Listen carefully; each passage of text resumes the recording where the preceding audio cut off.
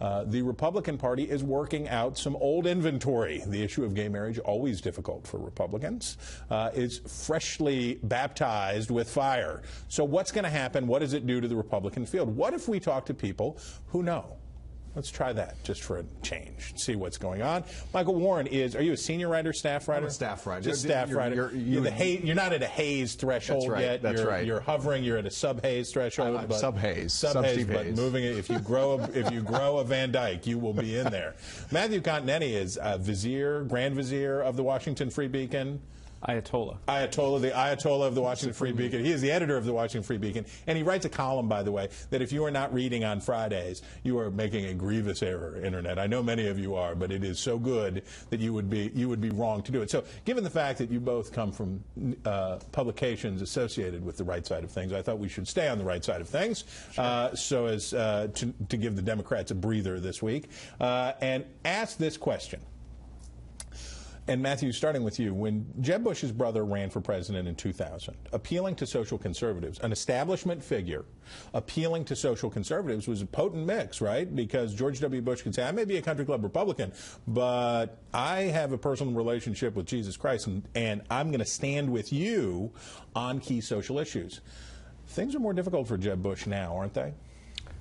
Maybe. I mean, he's in terms of the Indiana debate and the RFRA bill there, the Religious Freedom Restoration Act there in Indiana. I mean, he seems to be siding with the social conservatives. He told our friend Hugh Hewitt that this is not about discrimination in any way. It's about protecting religious freedom. I actually think it would be funny about Jeb Bush, for example, is he has so much distrust among conservatives for other reasons, primarily immigration, education, and even some people who are skeptical of some of his advisors on foreign policy, that on the social issues, I think conservatives will find that he kind of lines up with the mainstream of the party, which it hasn't shown much signs of cracking when it comes to issues like the RFRA or same-sex marriage in general. Now, at the time of this taping, Governor Chris Christie of New Jersey was the only Republican candidate, Michael, or proto-candidate, or whatever we're supposed to call them. I don't know what we're supposed to call them. But people who act like they're running for president.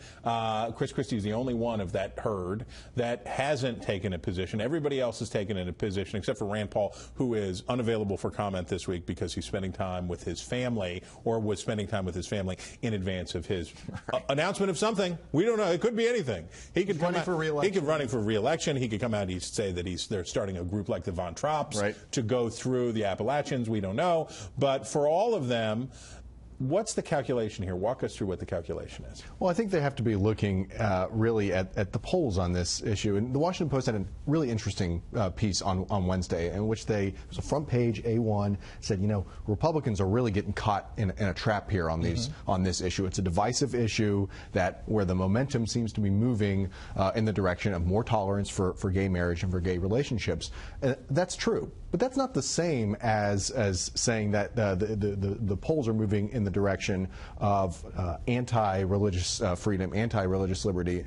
In fact, there's a new poll in February that showed 57% of people believe that if you have a religious objection to gay marriage and you're a vendor, you ought to have that exemption. That's something that I think that the media is sort of forgotten about. Is sort of ignorant of, and I think there's a distinction there that Republicans, if they're good, if they can do this right, can make. Which Republicans are these you're talking about? I don't know.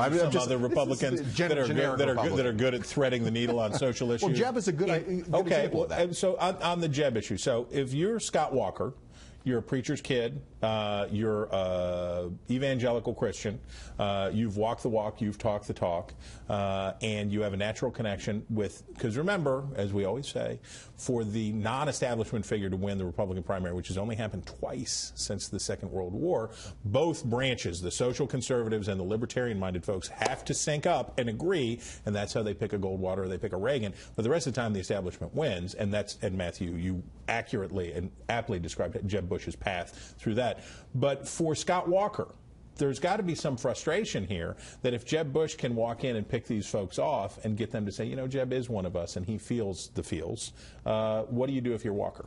Well, first, I actually slightly disagree. I don't think there is an establishment figure in this GOP field. I think the closest you get is Jeb. It's pretty close. Yeah, but there's such reluctance among the voters to embrace Jeb that he has nowhere near the polling advantage his brother had. Well, no, but he's better off than Romney, right? I mean, slightly, I Not think. re- No, not really. Romney was ahead by double digits, I think, throughout the 12th cycle, even though you had had those spikes. He always maintained that level. Jeb isn't even there at the 20% mark. In any case, he's the closest we have to the money figure, right? Right. So what does Walker do? Well, I think Walker's the most interesting person in this whole debate so far, because all of the other major candidates, with the exception of Rand, who I guess he's deciding what turtleneck to wear when he makes his presidential announcement. It's cold, brother. That's cold. Have spoken on camera or on radio. Walker hasn't, because he's been so burned by the media over the last couple of months that he's gone into hiding, basically. On Monday, he had a press conference. Right. And he said words. He said words, right. His comment to the Pence issue and the Indiana issue is through his spokesman. I don't know whether he understands the issue well enough, quite frankly, in Walker's case, to thread the needle. He addressed it. He spoke to it in report, and it didn't surface until later. And when he talked about it, it was not a clarion voice. Jeb Bush spoke in much clearer terms. Right. Michael, I'll give you the last word on this. Is there a way that for one of the other primarily social issue candidates, and I know you're more than that, you're complicated, you're nuanced people with varied interests, but for a Rick Santorum, for a Mike Huckabee, and Ben Carson, surprisingly, for one of them to take advantage of an issue like this to make gains, is this something that they're going to, religious liberty is going to be something those candidates are going to talk about throughout? You might have thought that if you didn't have Jeb Bush, if you didn't have Marco Rubio, if you didn't have these other sort of more establishment aligned or more establishment favored candidates who also have the same view. I think that has really complicated things for any kind of Huckabee-Santorum type social conservative to sort of make this a breakout issue, because they all agree. They don't have a Romney to run against. That's right.